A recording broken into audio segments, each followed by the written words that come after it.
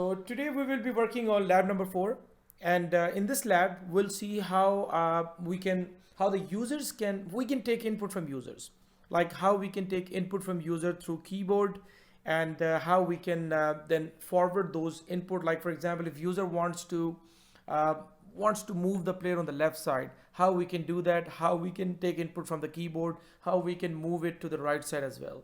So that's mainly we're gonna see, and these are a couple of tasks. We're going to see a couple of methods, and we'll see how we can modify, update the script. So in order to do that, what we're going to do is we will go back to we'll just get back to our previous lab 3, like the things that you have applied in the lab 3, and open the player script. Once you open the player script, we need to get back to this. This is basically where we left in the last lab. So what we're going to do is to apply or to take the user input. What we need to do is we will get to the update, and I'm going to actually right now, I just want to actually move left and right. So I'm going to comment this so we can, because if you remember what it does, it basically move your player to the forward direction. Like if you see on the Z axis, X, Y, and Z. So we just want to see how we can move it on the left and right. And I believe everybody is already familiar with the difference between start and update. Update, where it applies or execute the input or the command or the whatever the command for each once per frame, and the previous one is just one for all the time. So let's apply it right here. So if you want to find out more details about the input method of Unity, you can just Google it. Just open it up, type here input Unity key code. So if you click down here, let's see if Unity, yes, if you see down here, Unity got all the information about how you can you can use the input key. There are a lot of methods: touch method, static method. These are some properties. We are going to use here Getkey. This is basically the Getkey method is the one which allows the user to give input from the keyboard. So you can find details about it from here. You can see, for example, if we are going to make the game for example, for a cell phone, or for example for the tablet, then there's a command touch, get touch. So these are all the method. I'm going to use the get key method. Please go through all these documents based on your project, because we're going to do a project. You can use a couple of methods from there.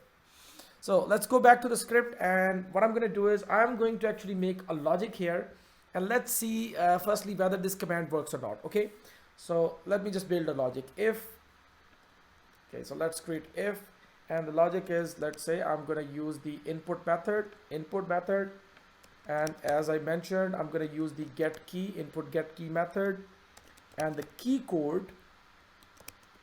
So for the key code, I'm going to use the right key. So I'm going to use right key. So just type right key, right arrow. So like the right arrow method, and okay, so make sure we have the two parentheses right here to end. And after this, I'm going to actually test this method. And before we apply this, let me just print out. So debug dot log. I just want to print out whether if I hit the right arrow key, whether this command is working, or if is there any errors, for example. So debug dot log, and let me just see, right arrow key is working.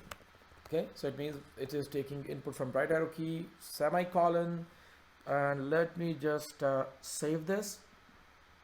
So now what should happen if I just hit the right key arrow? My object, my player, it should move on the right side. Since we have I put a comment here, so it's not going to move any forward. So let's go back to the game, and let's see what happened if we play the game. And if I hit the right arrow, let's see, it's not busy. Okay, so now if we go okay, so if you guys see here, right arrow key is working. If I click again, let's play the game, let's click, right arrow key is working, and it is fine here. It means my right arrow key is working. So let me see if I can update again. Let's play it again. Let's play the game. Right arrow key, right arrow key, right arrow key. It's working. If you see here, 276, it is working. Perfect.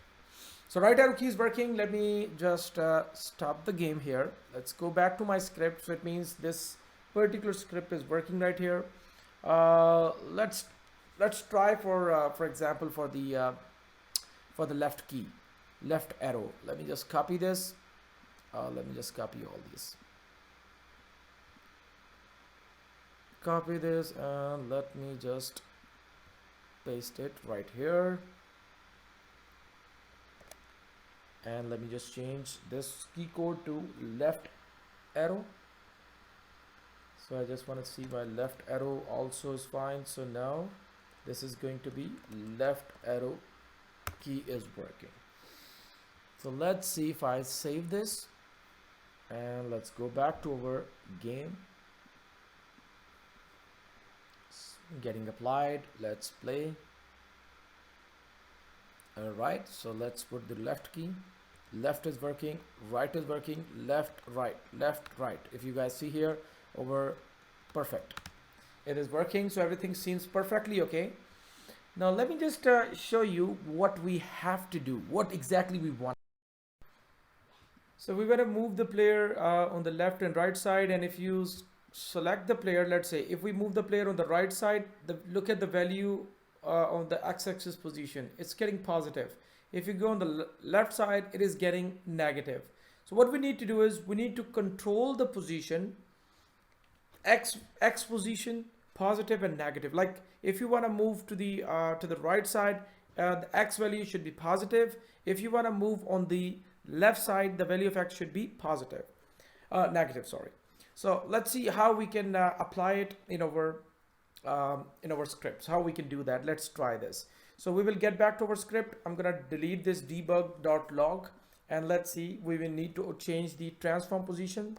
So if I just type here transform.position, so as you know, transform.position will tell where exactly the position of your player is right now. So I'm going to make it like transform.position is equal to transform.position, which is of course current position of your player, plus new. I just want to create a new vector here, and vector is of course it should have x, y, z 3 positions, so it's vector 3. Okay, vector 3, and I'm going to actually change the x-axis. So I will put here 1f, which is a fraction for f, and since I want to change it with the time, so the same thing that we discussed last time, time dot delta function, so it will change slowly. Okay, and the other values are 0, this is for y, and that's going to be for z. Okay, so now what should happen here, whenever we will move the arrow to the right side, it should change it should make 1f, like one change, it will change one position each time to our player. So let's see whether it works or not. Okay, let me just save this script and let's go back here and try. Go back to our game. Let's play the game. And let's move to the right side. And you guys can see it is moving to the right side. Perfect. So it is moving to the right side, but it's not moving to the left side because we didn't program it. So we'll go back. That's great. So it is moving right here. I'm going to copy the same thing here. And for the left arrow, let's try copy. And I'm going to replace this with this. And here, since we want to move it to the negative direction, so this plus value will become negative. So what will happen if I press the left? So the value of x become negative, which is 1f right now. So I'm going to save this script and let's try this on in Unity game. Let's try this. Let's play the game and let's move it to the left side. Let's play the game. Left, right. So perfectly okay. Our player is moving left side, right side. It is moving perfectly fine. But right now it is very slow. I mean, the movement. I mean, I'm just pressing these right arrow and left arrow. It is moving very slow. If you want to increase the speed, so what we're gonna do is we need to make this one with, let's say, make it 10. So each time 10 times scaling. I'm gonna save this and let's try it if it gets faster. It's getting applied. Now let me play the game. You guys can see here it is getting faster. Okay, so if you want to make it faster, just increase the number x and y axis. So this is, by the way, one of the way how we can change the position of our player using x and y. We can also use the rigid body function. If you remember in the last class we discussed that, the last lab we discussed that, the rigid one, we can use that. But typically the rigid body method is typically used for if you have a solid object like cars, for example. I mean, if you are designing a racing car game, you want to move the car left and right, then typically we use the rigid body method. But we can of course apply it, and let me show you, because the rigid method will not look good here, but let me just show you how it will look like if we use the script. Let me just show you guys if we apply this. So in order to do that, let me just put a comment here in order to make it like disable, and let me just apply a rigid body here, rigid body function. I'm going to use the same function, just like the same function, but in this time this is for the z-axis. If you remember, like z, x, y and z, so we just have to apply the same force on the x-axis, positive and negative direction. Let me just copy this script and let me just put it down here under the if condition. I'm going to put it, and rigid, sorry, because the object is rigid body, and what I'm gonna do is I need to make this 1000 and force, and z-axis should be 0. Okay, and same stuff we have to do if you want to move it to the left direction. Copy the same script, paste under down here, and let me just put it minus f, the minus force. So if anybody put the press the left button, let's try this. Let's try this on, and let's see if it's getting saved. Let's play this. If I move it right, oops, you guys can see here it's not moving that, I mean, in a good way. So what is happening? I mean, if I just left side, if you play the game, if I hit the left key, you guys can see here it's basically too fast, so I need to of course change the force. I need to put less force, of course, but mainly the main idea is what is happening. I mean, if the player is not a solid body, like for example if it is like a physical body, like which you want to move with, where you want to apply the force, like the cars and all that stuff, then we typically use. So we'll keep the same left and right position change using the transform position.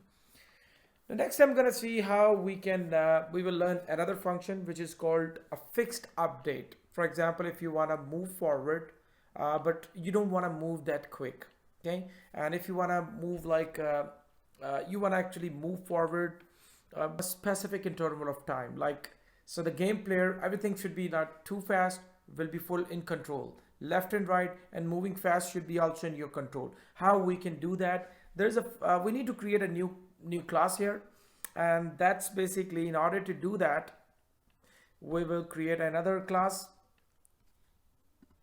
and for that I'm going to create a new class, private class, and it's the fixed update.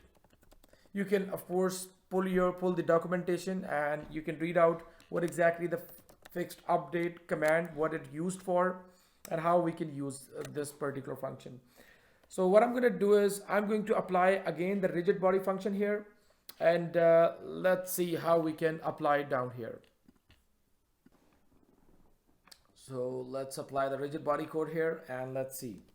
So I'm going to apply it, the same code, which if you can always copy paste it. So it is the rigid body. Okay, oh, sorry about that.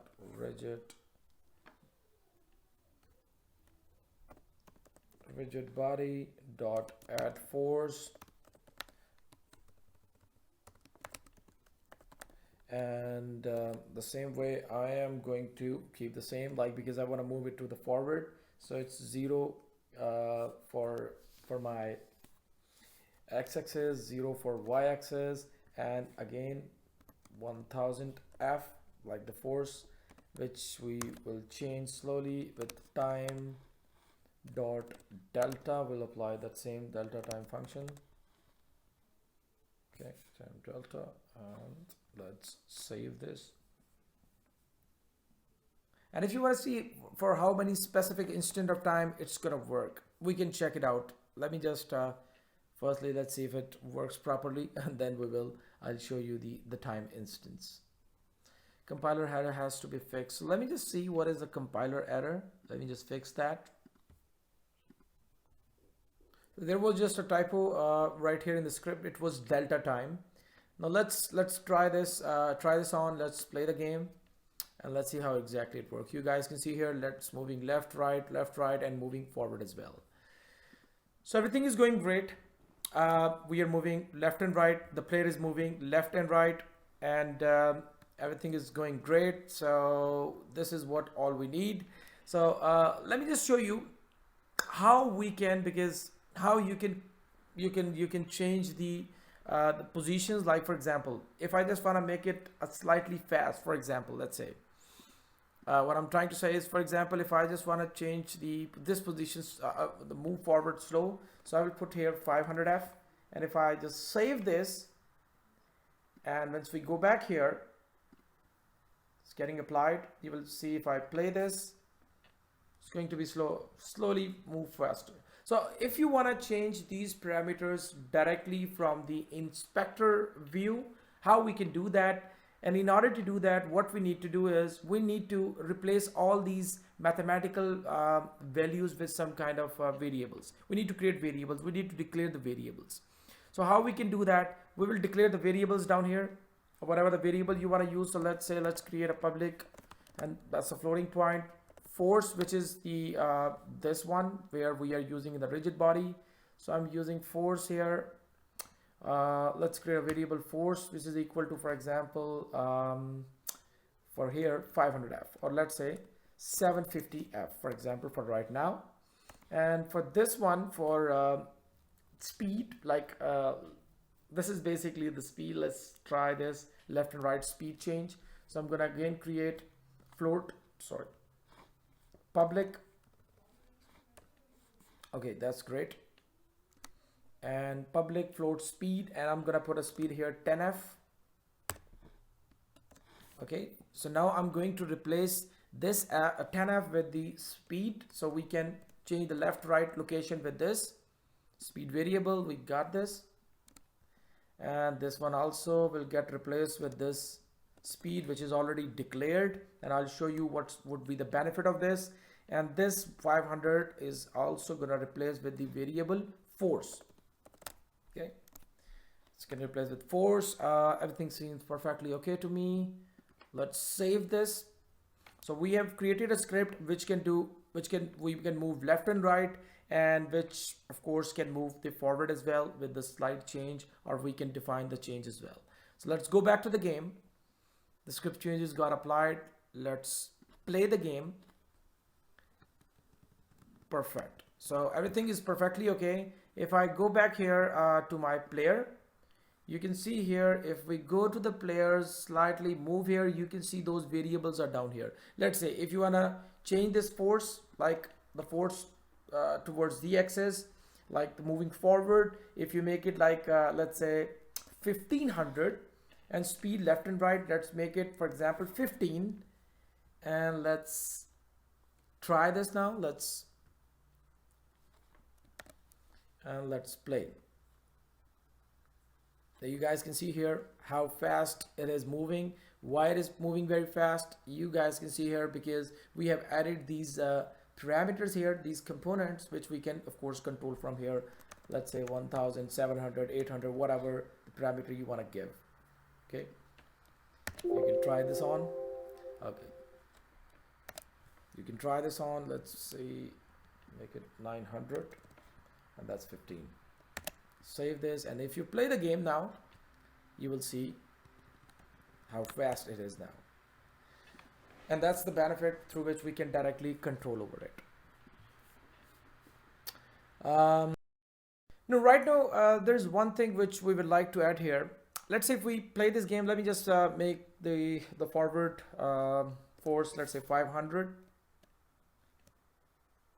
Okay, so let me just show you one thing here. What's gonna happen if we play the game right now? What is happening here? It is moving next, but if you see down here what is happening, if you move it all the way to the left side, it is basically getting off the track. Let's say if we play the game, let's say if we move the player on the left side, it is getting off and it falls under the track.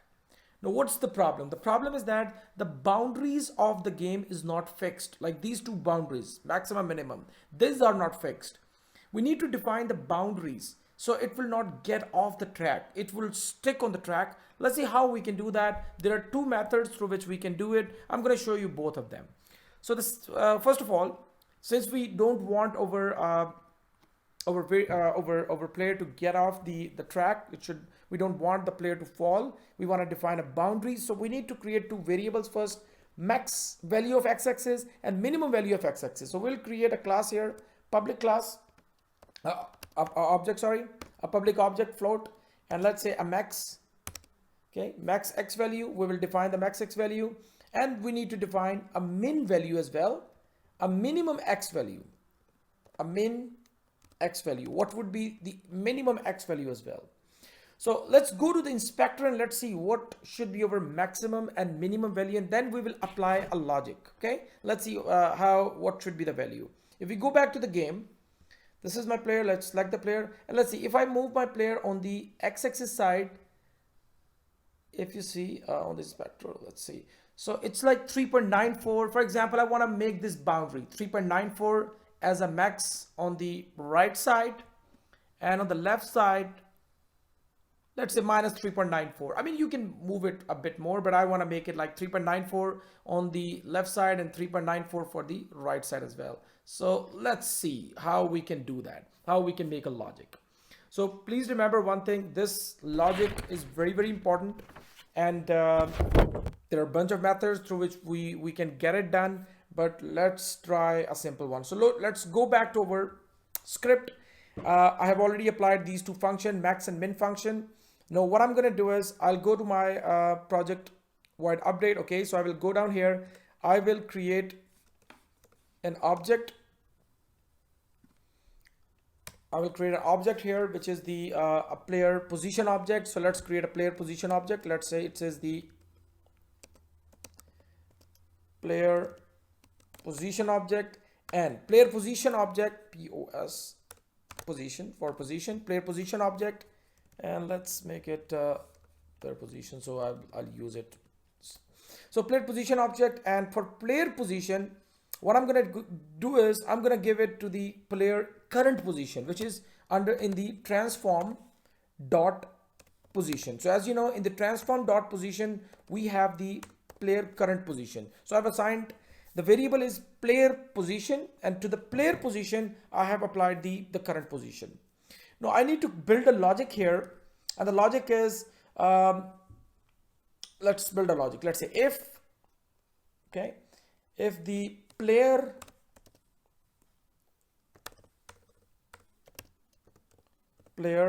position, what right now player position is the current position. If the player position dot x, like the player x-axis was position, is less than min x position, which we will define min x position, then so it's x position. Then what we're gonna do is, if this is equal to this, then we need to apply player position dot x is equal to min x. Min, we need to define the min here. We need to define the min here, and let's apply a semicolon, so it should come right here. So logic is, if the player player x position is less than minimum position, like on the left side position minimum, then what will happen? It will take the player back to this position here. I need to return the transform position back to this, so it will store the position of my player. So what I'm going to do is I will apply the transform dot position Otherwise, what's going to happen? It will fall. Of course, it will not store the current position of the player, because I want to change the current position of the player whenever we move the left and right key. So transform dot position is equal to, let's say, it's the player, whatever the player position, whatever is stored inside the player position. So now what is happening here? If we run the script, what will happen? It will check the current position of the player. If it is less than the min x position, then what will happen? It will make the player position to min x, and then change the current position of the player automatically, which is of course already assigned or already known. We need to do the same thing for max position as well. So what I'm gonna do first is I just wanna try this on. Let me just move let me just comment this. So I don't want to move it here. So let me just comment this all section so we can try the firstly, let's see, we can try here whether over left and right position are fine or not. So let me go back to my game. Let's save this first. It's getting saved, and let's see if we can define the player. So player is right here. If we go back here, let's see if it is saved or not. Okay, it got saved, but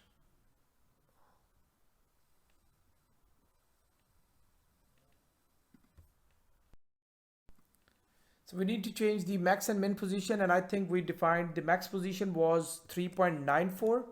Minimum position was minus 3.94. We already defined these positions. So we need to save this. Okay, max and min positions. And now let's try this. Okay, so since we have blocked the forward one, so it will not move left side. Oh, it still fall. So what does it mean? It means over one of the command, which should save,